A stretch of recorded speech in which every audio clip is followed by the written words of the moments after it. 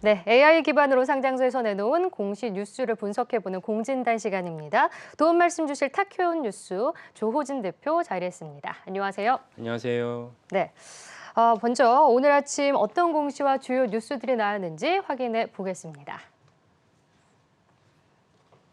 네, 아프리카TV가 작년 영업이익이 89억 원으로 전년 동기 대비 76.1% 증가했다고 밝혔습니다. 미래나노텍은 50억 원 규모의 자사주를 취득했다고 밝혔습니다. 웰킵스가 이 크로바 하이텍이 최대 주주로 등극했다고 밝혔습니다. 하나손해보험이 임원진 5인의 자사주 17,461주를 매수했다고 밝혔습니다.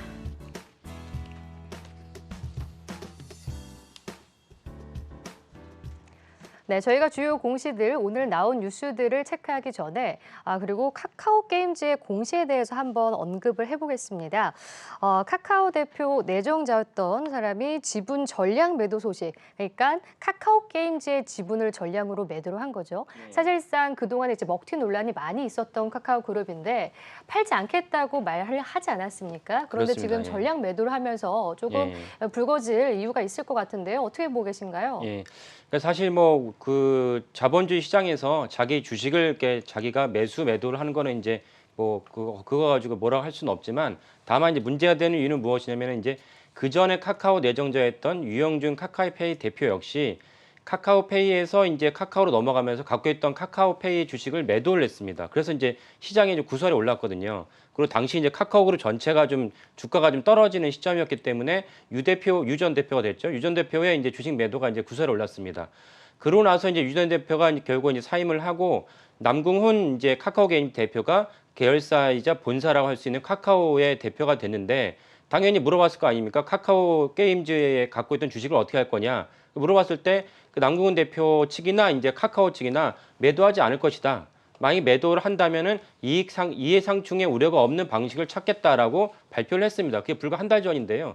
근데 어저께 이제 20억도 아니고 주식 전량을 매도하는 바람에 남궁훈 카카오 전 대표, 그리고 사실은 카카오 대표가 1,700억이 넘는 주식을 갖다 현금화시켰습니다. 이에 따라서 전체적으로 시장에 이제 실망을 받았고 신뢰를 잃었다 이렇게 볼 수 있습니다. 여기에 대해서 이제 카카오 그룹이 그 최근에 이제 뭐 논란의 여지는 있지만 이제 김범수 의장이 탈세 논란도 있습니다. 이에 따라서 카카오 그룹 전체가 이제 작년에 정부에서 그 카카오와 네이버의 어떤 규제를 때문에 주식이 이제 떨어지긴 했지만 거기에 논외로 이제 카카오 임원진들의 이런 이해상충 시장의 구설수 오른 문제를 갖다가 해소하지 않으면 전체적으로 이제 주가가 올라가기 힘들겠다라는 것이 시장 전체의 이제 전망입니다. 네. 그리고 한 가지 더 제가 좀 더 정정해서 말씀드리면 방금 전에 나왔던 뉴스 공시 중에서 웰킵스가 이 크로바 하이텍의 최대 주주로 등극했다는 말씀 다시 한번 정정해서 말씀드리겠습니다. 자, 그리고 아프리카TV 실적이 나왔습니다. 좋았습니다. 이거에 대해서 한번 짚어봐야 될 것 같은데요. 예. 아프리카 TV는 우리나라 대표적인 동영상 기업이죠. 물론 다른 뭐 네이버나 카카오도 동영상 서비스를 하고 있긴 하지만 그래도 오랫동안 동영상 서비스를 하고 많은 사람들이 대중화한 데는 아프리카 TV라고 할 수 있는데 아프리카 TV의 이제 매출에 이제 호조를 보였습니다. 이것은 사실 우리가 쉽게 해석할 수가 있는데 그 우리가 코로나 사태로 말미암아서 집에서 있는 체류 시간이 길다 보니까 전체적으로 이제 동영상 콘텐츠를 소비하는 시간이 많아졌습니다. 소비하는 제품을 소비하는 시간이 많아지면 그에 따라 매출이 증가할 수밖에 없는 구조이죠. 그래서 아프리카 TV가 사실은 전년 동기 대비 매출액이 이제 38.5%를 증가했고 영업이익은 무려 77%, 76.2%를 증가했습니다. 이런 기조는 사실상 유튜브가 아프리카 TV의 시장을 갖다가 침해하지 않는 이상 아프리카 TV의 고유의 고유의 시장 점유율, 고유의 어떤 실적은 그대로 유지하지 않을까라고 전망할 수 있겠습니다. 네.